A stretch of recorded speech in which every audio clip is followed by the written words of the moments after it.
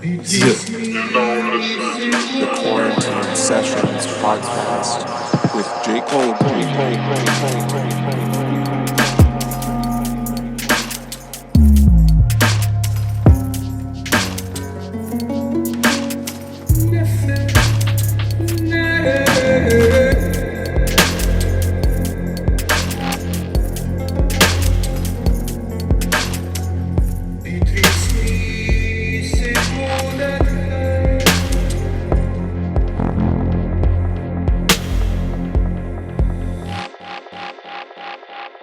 Hey Jason, it's awesome to have the chance to talk to you. I've really loved Me, and I've just finished the core curriculum, so I really appreciate everything that you're welcome. doing. Are you like you appear to be dialing in from like the Jack Kirby dimension? You're like from the layer of Dread Dormammu or something like that. It's pretty. Yeah. Where are you? Like what plane of reality are you? You're like in this like Viking, or you're like the fractal DMT Odin or something. I'm the dweller in the abyss, man. Dope. How's the food there? It's good. It's good. They have food trucks in the abyss. It's more like like a delivery service. Frog legs. Yeah. Frog legs. There's a lot of frog in the abyss. Sorry. So I had a kind of like two-part question, and I understand if you don't have time or the energy to answer all of it, but I wanted to ask you about initiatic orders and their purpose in the modern world. So I actually joined the AA, the Astrum Argentum, not Alcoholics Anonymous. Which one? Because there's a bunch of them. Which one? The Grady McMurphy lineage. So is that? Wait, hang on. That's Jerry Cornelius? I'm not sure, but I could look more into that. Are there significant differences between the different lineages they're taught? Yeah, there's like. So what are some of the differences? I'm curious about that. Well, I just wanted to ask basically if you feel like there's merit to following a traditional system like the AA, or perhaps following like the Dawn rubric.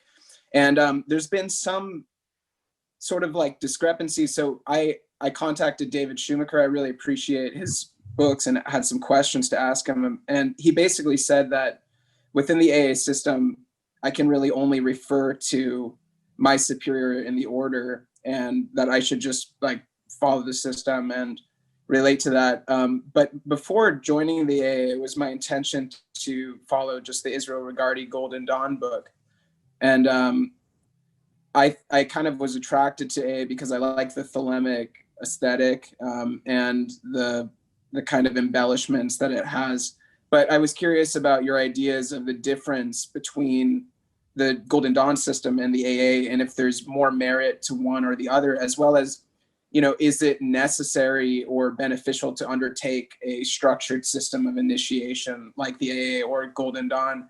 And I haven't taken either of your mega courses yet, but I was thinking about buying either the Adept Initiative or the Alchemy of Chaos to start with. Do you feel like the content that you are providing in those courses deviates heavily from the AA, or if I'm already following that, do you think that I'm pretty much getting it already? So, all great questions. All right. Thanks. So, is there value in following the AA system? Yes. In my opinion, it's the best one. In fact, it is the system, capital T, capital S. Not just in the sense that it's the best, but it's the only game in town, in a sense. I'm an AA lineage holder. I don't talk about it, but I'm actually the closest to Crowley in North America, including those guys. But ultimately, that doesn't really matter, because it doesn't matter. Your lineage, it's like, okay, yeah, that's true. But it's like the lineage, it's like lineage, it doesn't matter. The lineage is who's the person, what work, who are they, right? It's kind of like I'm super into martial arts, and like somebody will be like, well, I'm like in lineage to Bruce Lee. And it's like, well, you sat on your couch for the last 10 years. Like, so what? Like some other guy is learning martial arts off YouTube and he's better than you. So it's like, it doesn't really matter for much.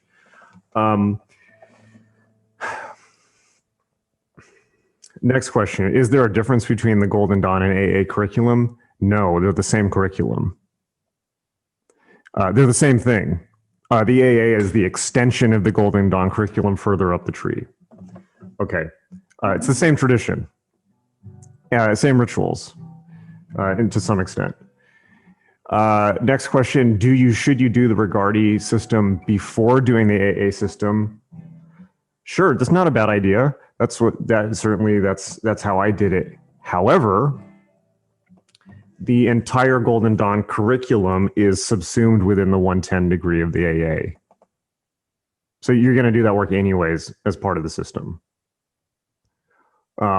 Because essentially, I'm going to get technical here. The traditional Golden Dawn, okay, so within the AA, there's 3 orders, right? Do you know this? There's the Ordo GD, the Ordo RC, and the Ordo SS. Okay, so the Ordo GD is, in theory, the Golden Dawn, and it subsumes all of the AA grades up to Tiferet. Excuse me, I'm sorry. It subsumes the. I think it subsumes the Malkuth grade. Actually, it might also subsume Zelator. I need to double check that. But I believe it's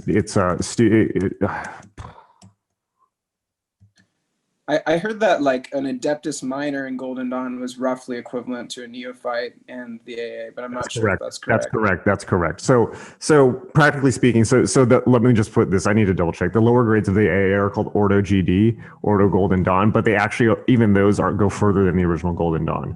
So in the Victorian Top Hat and Tails Golden Dawn, they were literally like Victorian furries, by the way. You realize that, right? Like I was reading Porterabo, that book about Crowley, and they're just talking about like they're just sitting around like drawing rooms, like talking about like Celtic mythology and like how like McGregor Mathers is like, I am the reincarnation of the great bard, this and that. Like, Jesus fucking Christ. Fuck. Really? Yeah. But anyways, I digress. So the shit that's real tech, it's real, right? If you can hack it, and there's a lot to hack, there's a lot to wade through, but that's everything that I teach is I don't teach as the AA for obvious reasons, and none of my classes confer anything or any initiatory anything, but it is obviously rooted within that tradition, right? So, but I'm not charging for initiation. I'm not charging for anything. I'm just sharing what I know, right? That's a critical point.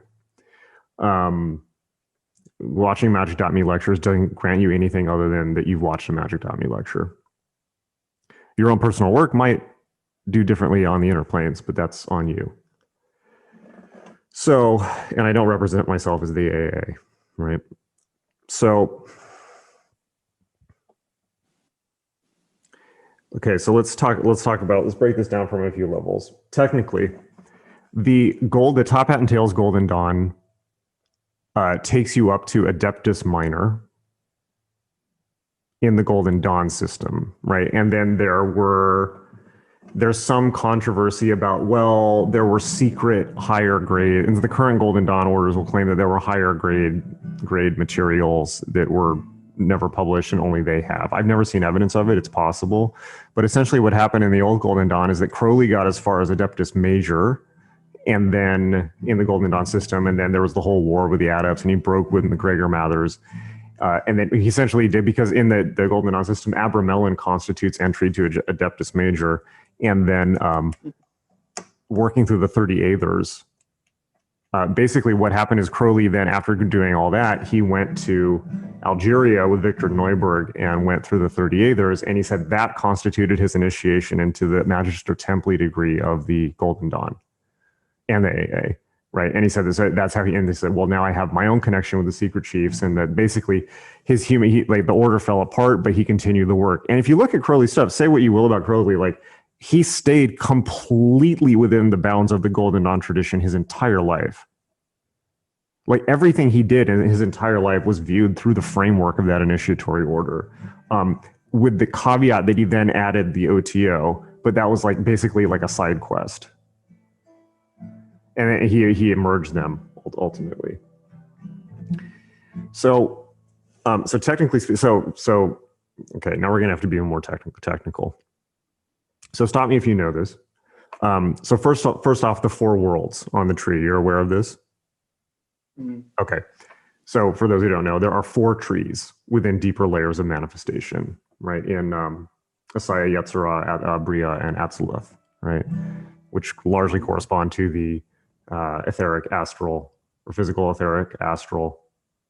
No, it actually starts with etheric, astral, causal, spiritual, more or less, archetypal, whatever, It's it does map to the Indian systems, but it's a little wonky. So, or actually not, but I've been talking for 3 hours. I'm not going to get into that. Anyways, are you then aware that there's a 10-sphere tree within every sphere on the tree? No, I wasn't aware of that. Okay, so the tree's a fractal, right? On all 4 levels, where there are 10, like within each sphere is a smaller tree of life, right? So and you can slice this different ways. So there's Malkuth of Malkuth, Yesod of Malkuth, Hod of Malkuth, et cetera, right? But then you can also say like Hod in Bria, Hod in Yetzirah. There's a lot of ways to slice it, right?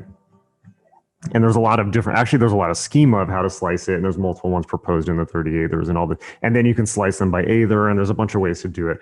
But just for sake of argument for this, just think of a tree with, and there's a tree within each sphere, right?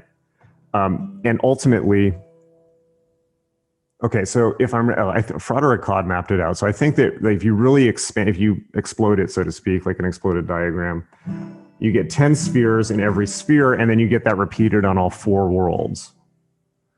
So you get 10 by 10. So you get 10 by 10. You get a tree with 10 spheres in each sphere. Then 10 by 10, that's 100 spheres times 4 for each of the 4 worlds. You end up with 400 spheres, which is the entire tree of life. And Akkad even pushed it further and did this cool cosmic snowflake diagram, which is awesome and all that. But so you get, Top Hat and Tails Golden Dawn takes you up to Ferrith in Malkuth in Asaya. Got it?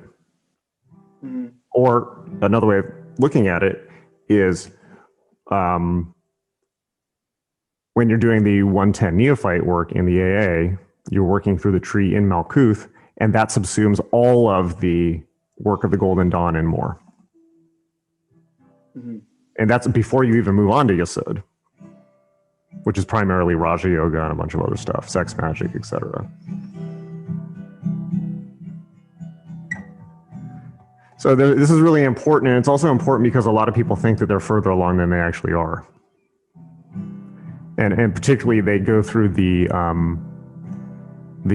astral or mental version of a sphere, like they go through, as Grant Morrison pointed out to me once. He said Grant Morrison said to me once, there's so many magicians who think they're like an abscissimist, but they've only got to Kether and Hod. They've only gone through the mental experience of it. They haven't, and the next thing he says, they haven't lived it in their life. And it's true. And ultimately, these things are divine processes. They're outside of human knowledge. You can't rules. You can't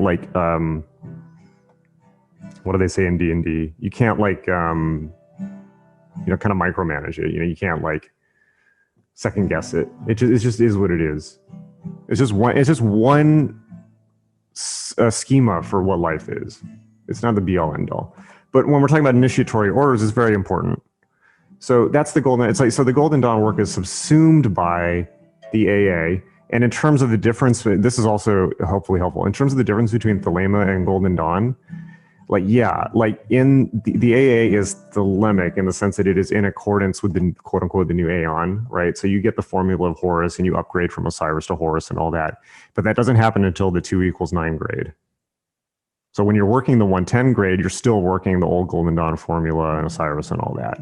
And you don't get the upgraded version until Zelator, right? Which is quite a big deal, but you won't even understand what the fuck the difference is until you work through. It's so intense, but it's at such a subtle level that it won't even make sense. Although if you don't work through the Golden Dawn stuff first. So a lot of people are like, oh, the Golden Dawn, that's old. It's like, well, yeah, I mean, but yoga's old too, and still fucking works.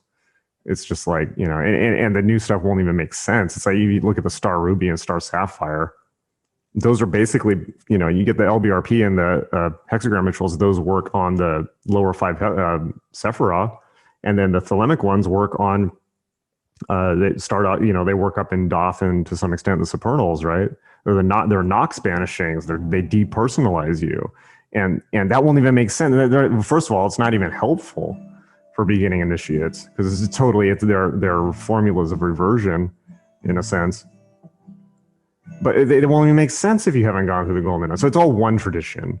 So that, for me, when I understood that was quite helpful. There's no difference. They're just different stages of the same thing. Masonry is essentially part of the same tradition. Rosicrucianism is the same tradition.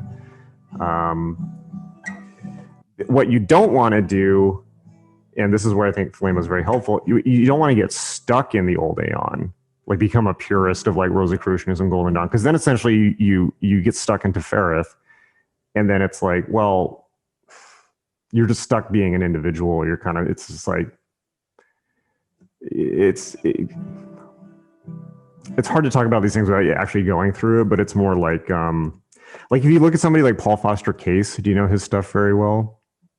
Not very well, but I know of him, yeah. Yeah, like or Manly Hall, like those are both clearly guys who didn't get past the old Aeon, right? They're both brilliant, but they never got past the old Aeon, so they got stuck in their own personalities. They got kind of like, they're still hung up on the good and evil thing. You're like, well, Jesus is going to punish all the black magicians and all this, and you got to save your seed. And it's like, what are you going to do with it, man?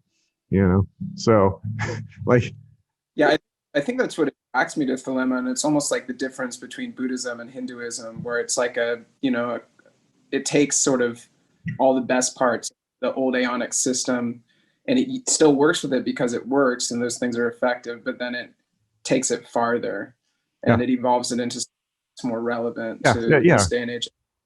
And it goes for Buddhism, Hinduism too. It evolves those systems as well. Mm-hmm. Yeah, sure. I have seen people who have made modifications to some of the rituals to try to fit them into a new Aeon context. Like David Schumacher has a version of the lesser hexagram rituals where like the LVX formula it kind of discards the idea of the dying and reborn God, because that's old Aeon stuff. Oh yeah, you can do that. There is a new Aeon version of the hexagram ritual that's pretty good actually. I don't know if it's his. I don't think he created it though, but he's probably talking about the same one. Is it the one where you do you do the signs of Horus instead of the LVX signs? Or it's the same LVX signs, but you talk about Horus and Pan and Iacchus instead. Yeah. Okay. Yeah, that's good. Right. That's good. I recommend that.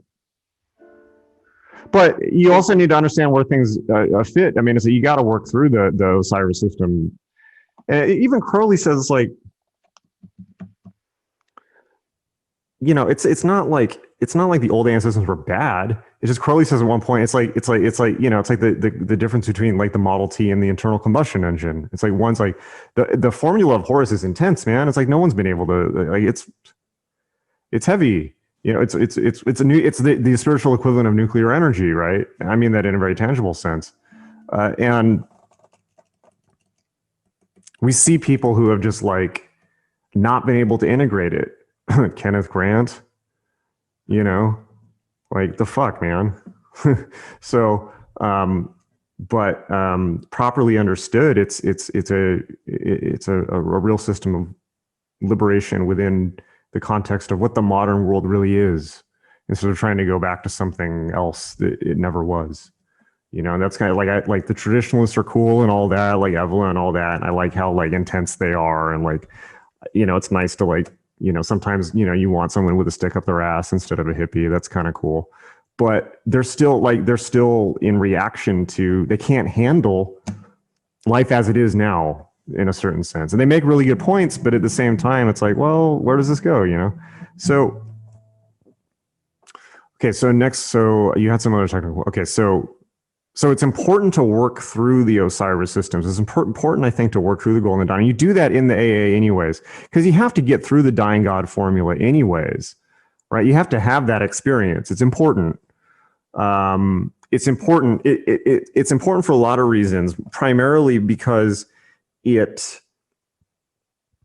establishes you within your moral center, right? The Christ consciousness, that's a real thing, right? It's not like this fucking satanic temple thing of like, oh, like, oh, fucking Jesus, blah, blah, blah. Like, it's just like, that's important. Like all, like the new aeon does not replace anything. It subsumes and advances.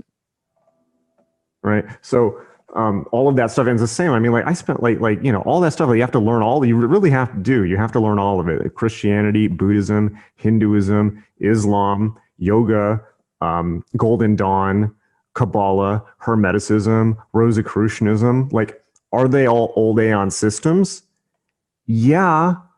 But like, are we still using the same alphabet that we've been using for 2,000 years? I mean, like, yeah, it's the new aeon doesn't even make sense until you get a grip on all those. And you can see that in real time when you read Vision in the Voice, where it explains very clearly how all these things are subsumed. And that's actually very helpful document in understanding the progression of aeon, much more helpful than the Book of the Law in that sense.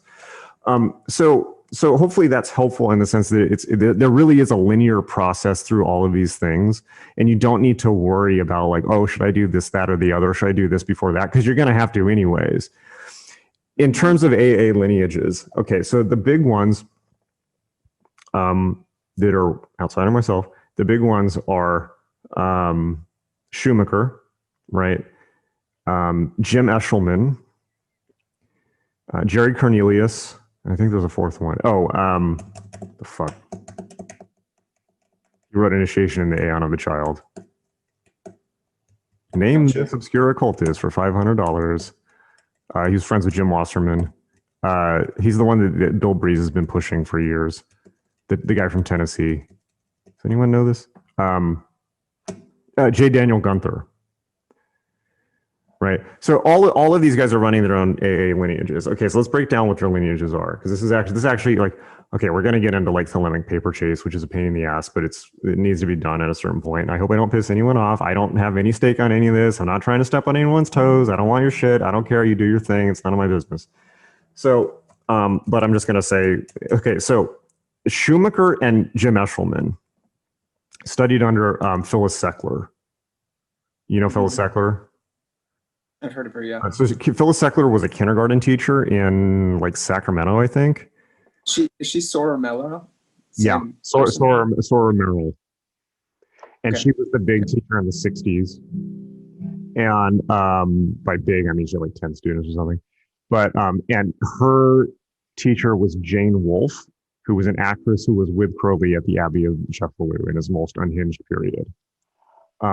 And Phyllis Seckler, because she was a kindergarten teacher, did a very, very straightforward, linear, you know, hand-holding AA curriculum.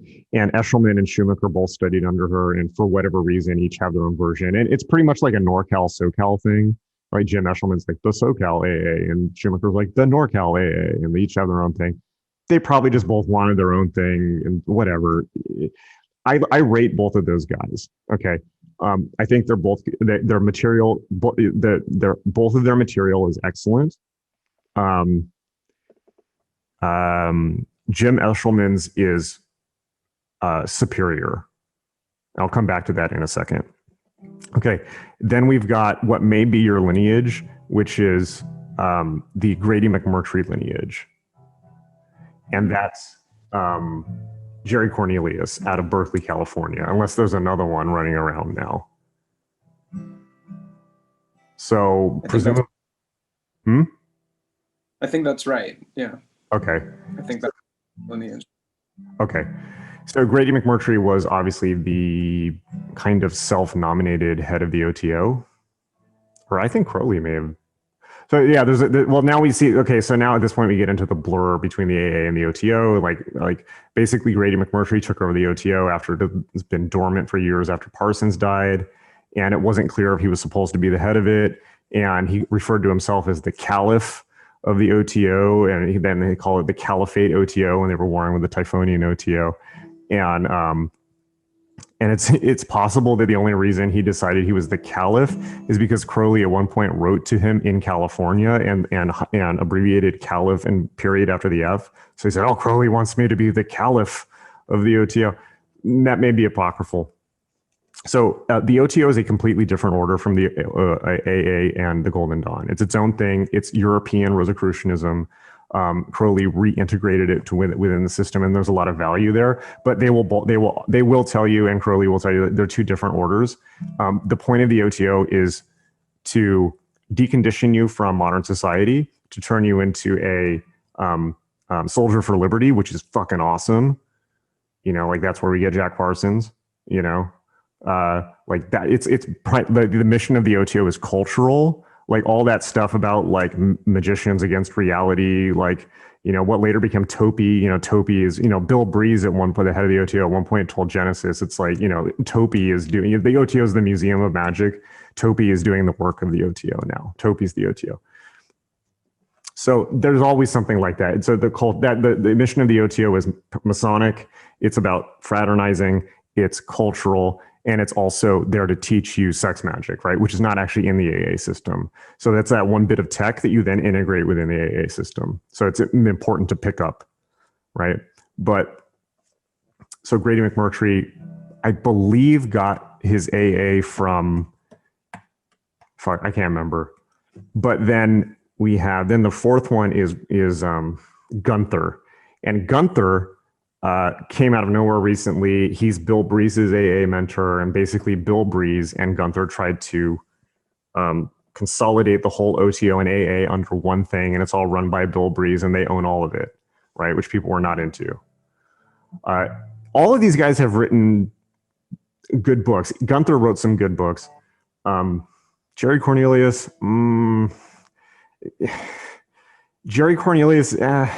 he's kind of like Mr. Natural a little bit, like the Robert Crumb drawing. He's just kind of like this old perv dude in Berkeley. Like, I've never met him, so I don't know. His books are a little loopy, but there's good stuff in him too. There's good stuff in all these guys' books. But do you know about the OTO war in the 80s? I think so. Yeah. So the inner baseball on that is that basically McMurtry and Moda. Okay, so Marcelo Moda was Gunther's teacher and Bill Breeze's teacher. And Moda was this crazy fuck in Brazil who got initiated by this Swiss guy who was just like off his fucking rocker, like just out to lunch.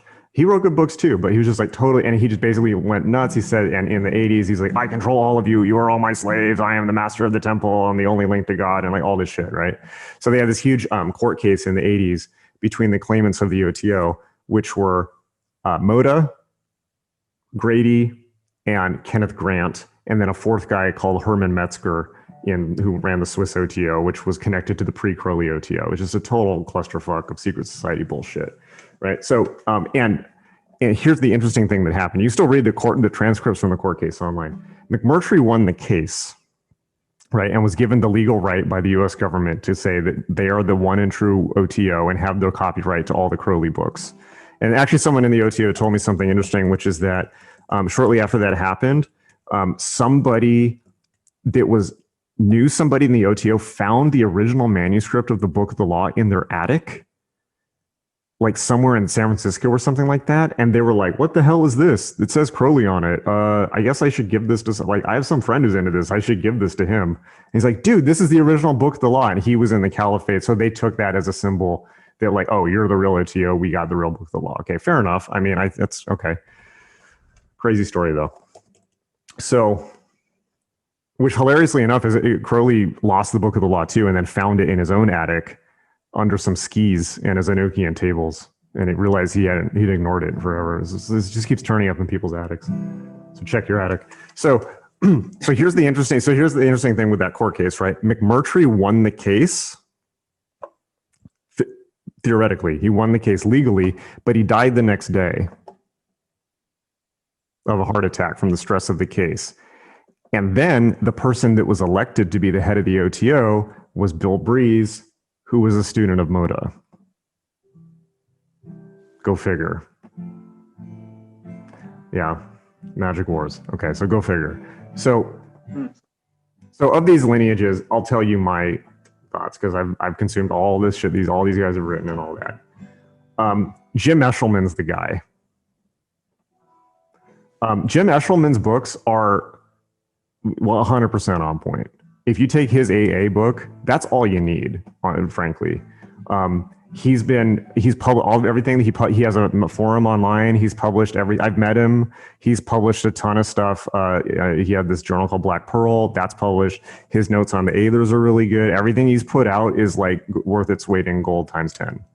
Jim Eshelman, I think, is one of the great he is like the guy in terms of, if you want a technician in the occult who knows exactly what he's talking about, that's the guy. If you want like the actual manual to the car that actually works, that's Jim Eshelman.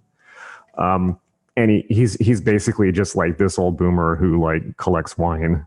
Like, I think he's like an IT guy. You know, he's like the comic book guy for store from The Simpsons, but his shit is on point, and he's been doing it since the 70s. And he's not affiliated with the OTO. They made their own version called the TOT, Temple of Thelema, instead of the OTO, and then they made up their own version of the Gnostic Mass and all that. So he's not actually connected to the OTO, which is probably for the better. I haven't checked in with those people for like 10 years, so God knows where they are now. But I think Jim Eshelman stuff, in terms of the AA, that's what you want. That's what you want to look at. In my opinion, the stuff from the other lineages is interesting in a supplemental manner, particularly Schumacher's, although Schumacher's stuff is pretty for beginners, but there's some useful things in it. Jerry Cornelius, you can probably do without. Gunther is interesting. I think his book Initiation in the Aeon of the Child is quite helpful, but he's a cult leader, and he's attempting to set up a personality cult. He attempted to set up a personality cult around himself, and basically nobody went for it, including Lon Duquette, who was like, no. So I think that if you're going to look at the extant Thelemic authorities, the ones, I don't want to say that you can trust implicitly because this is the occult, but the go-to authorities for Thelemic magic are Lon Duquette and Jim Eshelman. Mm-hmm. You will not go wrong with their books. Yeah, Lon Duquette's books are the best I've read about Thelema for sure so far. Yeah, and Eshelman's like at an even more sophisticated, complex level in a sense. In as much as he's directly talking about the AA system, where Lon is really not. He's kind of writing for a more mass audience. And but those two guys, like, if you just want the manual of the actual information and it actually works, like those are your guys. Right. I mean, the way that it's been conducted for me is more being prescribed texts that are, libers from Crowley that I'm reading and essentially figuring out on my own. And if there are some questions that I have, I can ask my superior and sometimes get. The thing that confuses me is that sometimes the answers that I receive from him are counter to what maybe David Schumacher says, or like there's different ways of performing certain rituals and things like that. What I've been doing is just experimenting with the different forms of rituals, documenting my results in my diary, and then just seeing if I notice differences of results or feelings, But when I spoke to David Schumacher, he kind of advised me to just sort of listen to what my superior says and just do whatever he says to do. And that's why they tell you that. That's why they tell you that, because they, by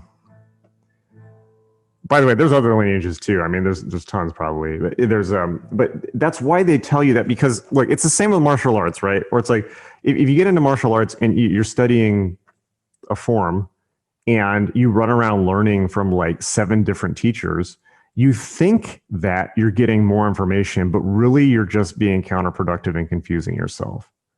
So there's a lot of value in whatever it is in life, like picking one thing and sticking with it and just doing that, just to lower your cognitive overhead and barrel through. In the sense that if you really pursue that path, you may not even want to take my courses.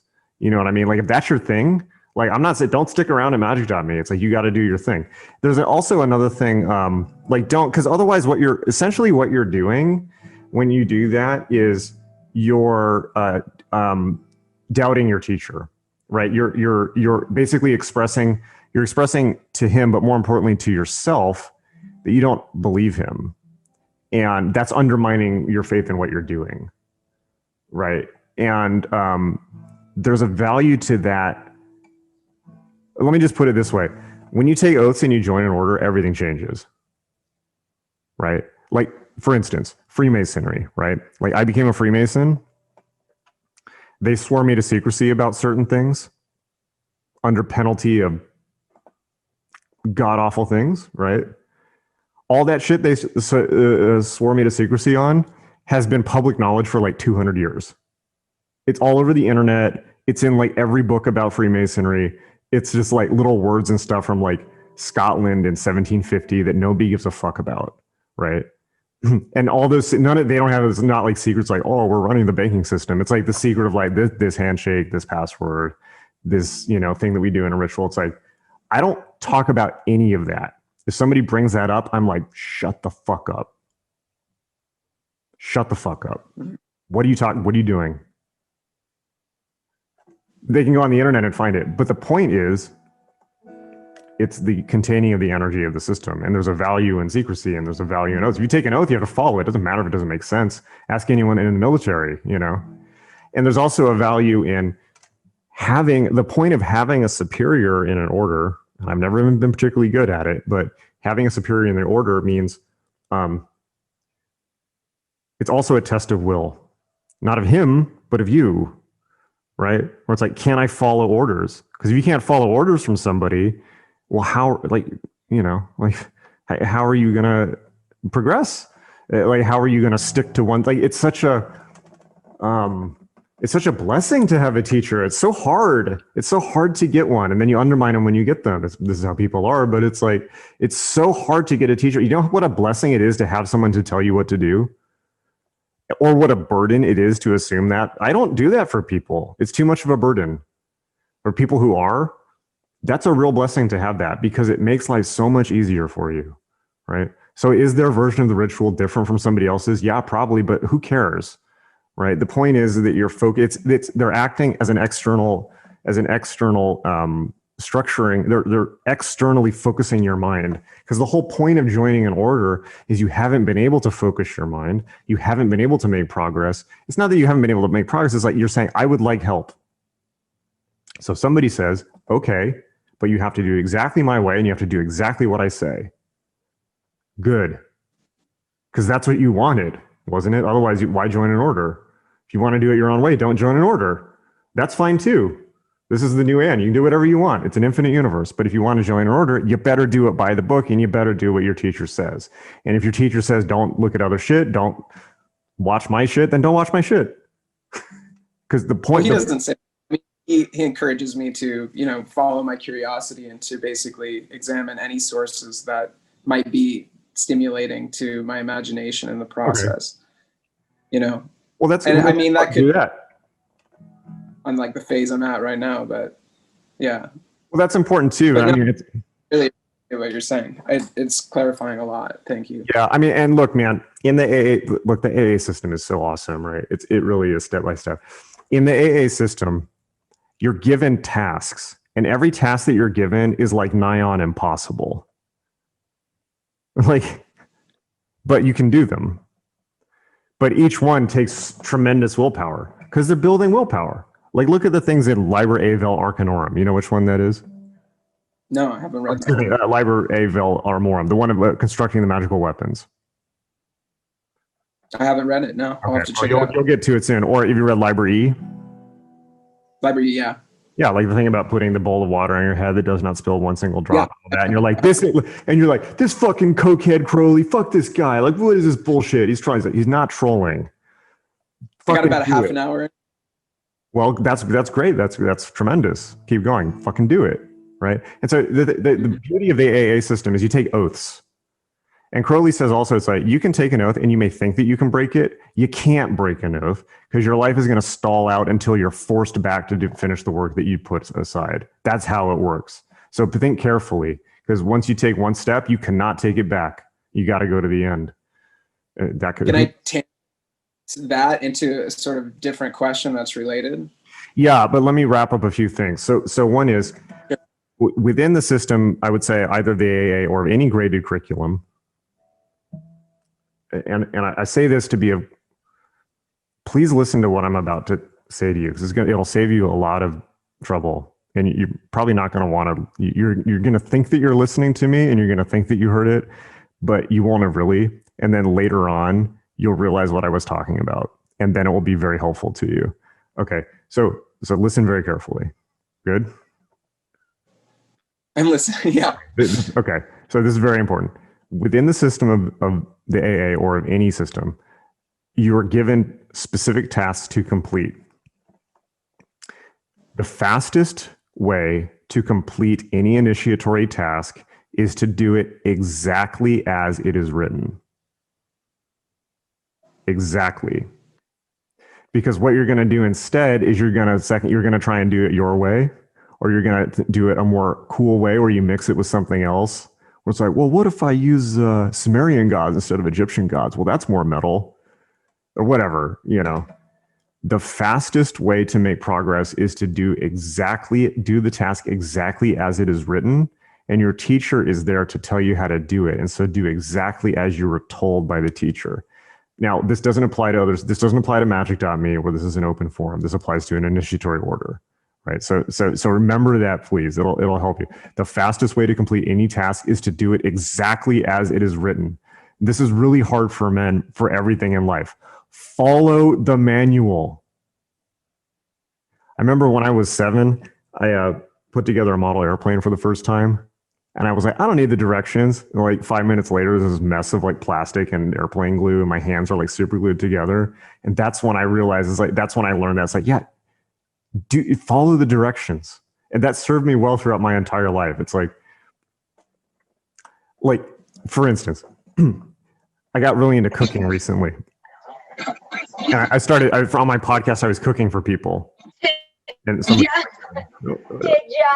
so Duncan Trussell came over, and I was like, if you come over, I'll cook dinner for you. And I made this awesome dinner for him. And he was like, wow, you're a really good cook, man. And I was like, well, I just followed the recipe. It's a good Duncan impression. Yeah. And he's like, wow, that's so amazing. It's like a grimoire, huh? I'm like, no, I just followed the recipe. I'm not a good cook, but I did exactly what it said, and I made a good thing. And it's just like, I don't know how to cook. So follow the recipe. Okay, and just to wrap up the final point before you have the second question is, in terms of my courses, the Adept Initiative does not confer any status whatsoever, but it is a modernization of the 110 curriculum for the modern world, right? So it is relevant to the sphere. It's basically the sphere of Malkuth for people in 2021. That said, it is not comparable to actually doing that grade work, because when you actually do 110, because I may present all of the material in there, but I'm not watching people's progress, I'm not checking them, and I have no guarantee that they're actually completing tasks, and I set the bar a lot lower. Let's just be honest, I set the bar real low for people in that, even if it seems like it's a tremendous amount of work. The 110 work may take years. Each of those spheres may take years. There's spheres on the tree that may take you 10 years to complete. It's like, it's a long path, because what you're doing is you're going through each part of your being, and some parts of your being are already tremendously balanced, and others are totally not. And those are those are probably not the ones you think they are, because the work of the AA implies total mastery of your entire being. That means your whole life. So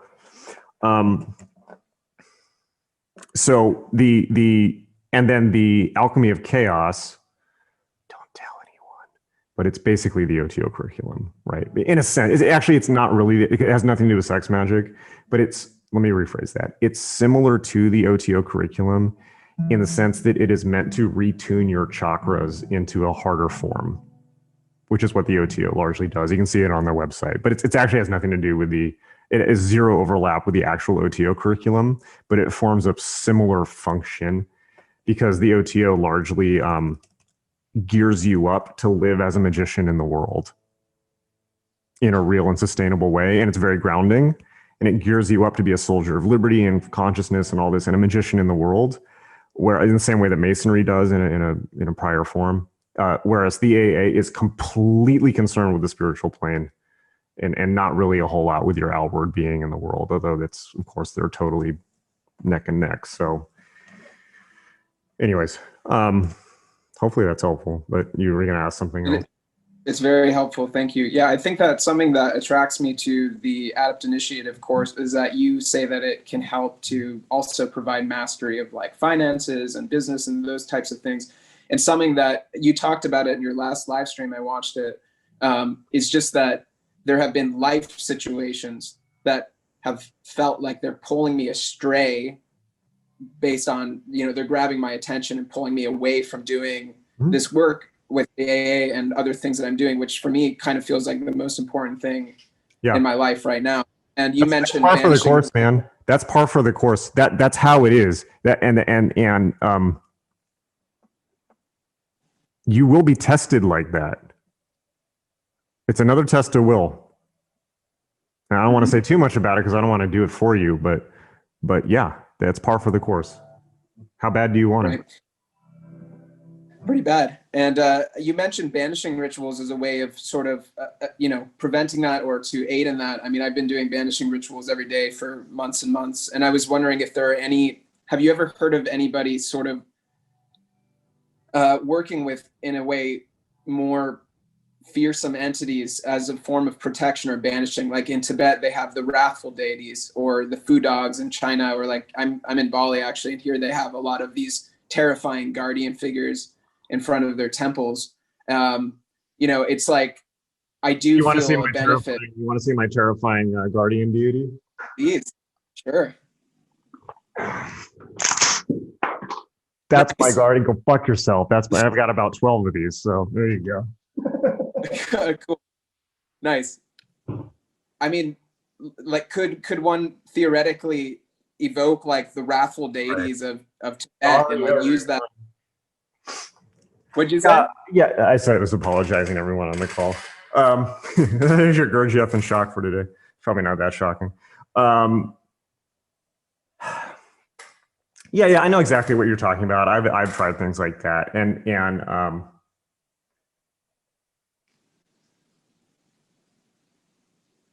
it's not the deity that does the work of protection. It's you, right? It's your resolve. How much of a hard ass are you? And I remember, particularly chaos magicians love to do this shit where it's like, they're like, well, I summon the great god Zinch to smite my enemies. Okay. So the most important thing I ever learned from evocation was this, is calling up entities, having them offer to do things for me, and me basically being like, I don't want your money. I'll learn how to do it myself. Money meaning metaphorically, like don't do me any favors, buddy, because I know what the cost is going to, I know what you're going to want something out of it. It's not going to work very well anyways. Because that's the other thing that people don't realize. Like, spirits aren't particularly good at doing things. In most cases, they don't understand how life works very well. I mean, and there's so many fictional stories about this, right? And it's kind of like, it holds true in life too, where it's like, nobody cares about you as much as you do. Like, yeah, you can hire somebody to do something for you, but they're not going to do it as well as you. If you want a job done right, do it yourself. So Tyler wants to jam with me. I can tell he's been like gearing up the whole time. Somebody, song requests? Everyone is welcome to just immediately log out if they don't want to hear me playing.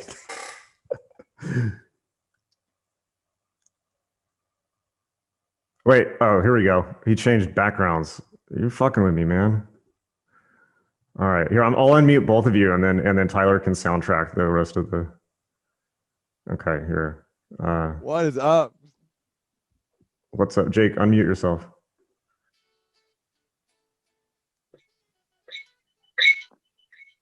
Okay, there we go. I'll do that. Don't fuck with me. Not forever. I'll do Forever Young though.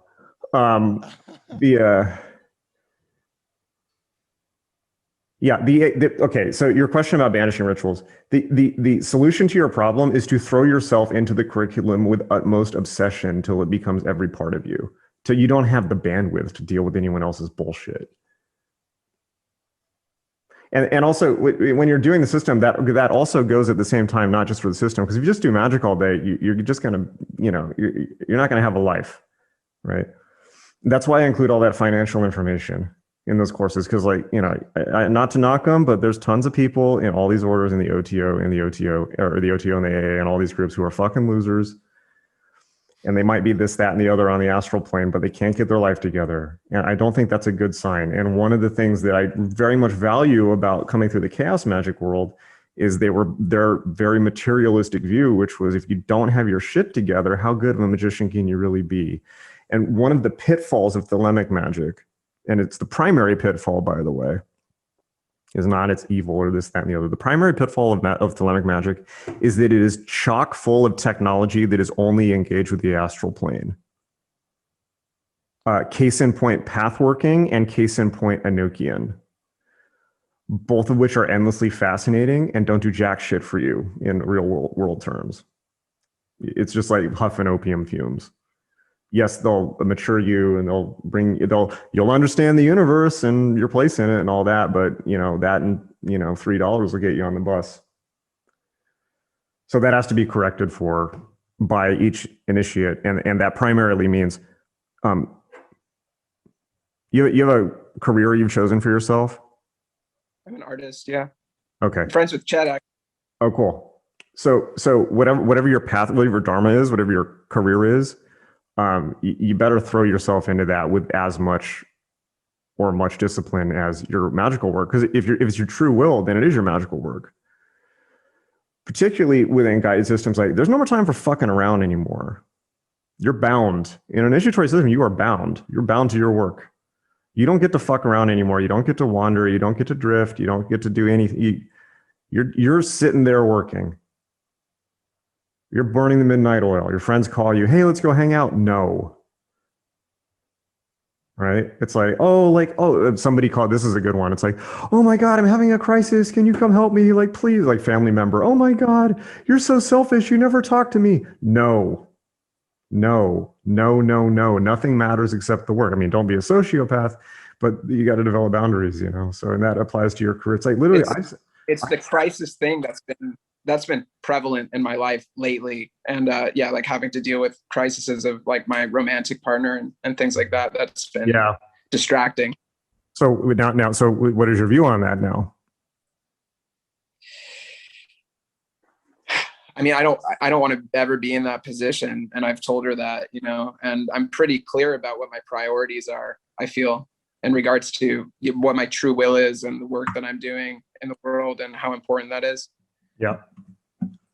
But I also want to be like a quote unquote good boyfriend, Yeah. Good luck with that. I know it's a delicate balancing act. You know what my life consists of?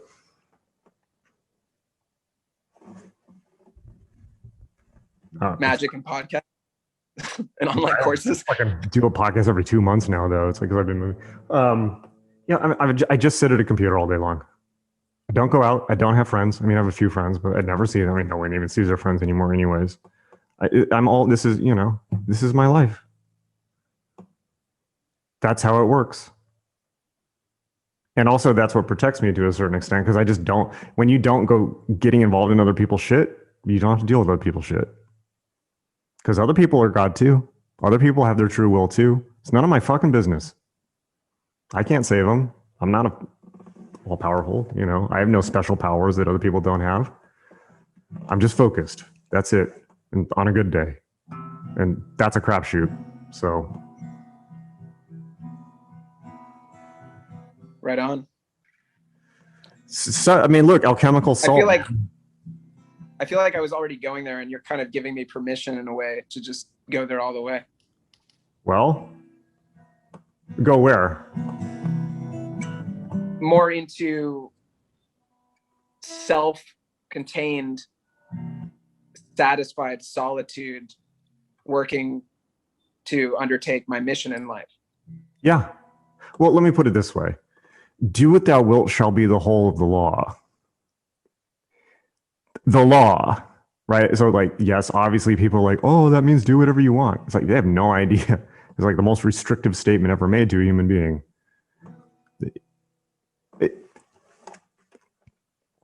In Liber Oz, it says there's no God but man, right? Now that applies to everyone equally, but most are unaware of it.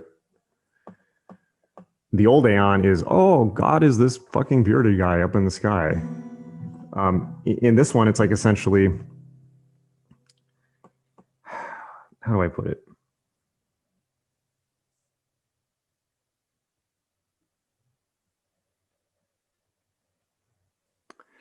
You must become like a Jesuit in the cause of yourself. Right? It's like, because the fundamental axiom of Thelema, which is true, is that you're not a random occurrence. Like there is an underlying order to the universe, and you are a certain part of it. And therefore, you had better well fulfill that role. Because even in the Bible, it says human beings have free will. They're created with free will, right? So God can create man in his image, but he can't tell man what to do because man has free will. That's part of the deal, right? So people say, what's the difference between free will and true will? Well, you have a true will, but it's quite possible to fritter your life away in choronzonic dissolution. Fucking most people on the planet do it, right? Torn between this thing and the next. Caught up in other people's drama instead of, which, by the way, every time you get caught up in someone else's drama, it's because you're giving up on yourself.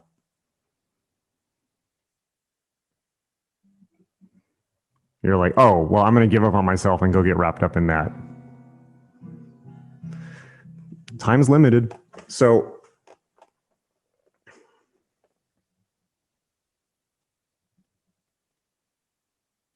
fuck, I lost my train of thought. Let's play Alphaville. Cool, man. I got to run anyway, but thank you so much. This is awesome. You're welcome. I mean, well, the path will do these things for you. And yeah, good luck with it. Or make your own luck. Yeah. Now I remember. Now I remember what to leave with you. So people say, what is the difference between true will and free will? Okay. Well, you may have a true will, which is in the sense of the thing that you are here to do, and it's always more. It's usually so complex it can't be put into language, and it unfolds over a lifetime. And it's not like I am here to be the best guitarist or the best drummer since Danny Carey. Like, nah, that's not how it works, right? And it's a very complex thing that unfolds over the course of an entire lifetime, but it's a pattern that is laid out for you in the traditional Hermetic sense. It's just simply there's a pattern to the universe, right? So now, are you going to fulfill it? Well, that's up to you, right? So human beings have free will. So the path of Thelema is using your free will to choose to do your true will and nothing else. And it is an acceptance of inhuman restriction and loneliness. Crowley was a mountain climber, right? So was Evola. There's your metaphor. You're up on a mountain by yourself. Not many people up there. You'd be amazed. Every time that I've done something that seems like some Tony Stark shit, they're like, that it's no way a human being could do this. Like I ended up doing PowerPoint for Buzz Aldrin. What the fuck? You know how I did that? Nobody else was trying out because nobody else thought it was possible because everyone else is watching Kanye. You'd be amazed. There's no shortage. The final secret of the Illuminati is, well, let me put it this way. Like, as they say, the secret of enlightenment is before enlightenment, chop wood, carry water. After enlightenment, chop wood, carry water. Well, the final secret of the Illuminati is there is no shortage of fucking wood and water that needs to be dealt with. Get a fucking shovel and help.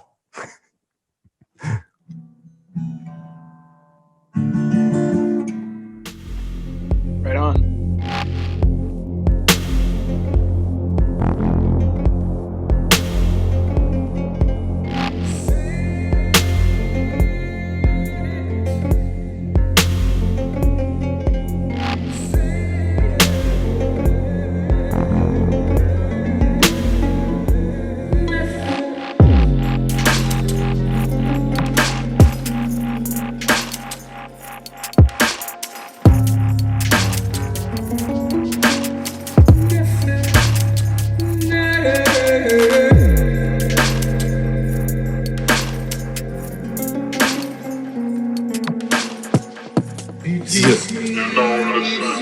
Quarantine Sessions Podcast with J. Cole.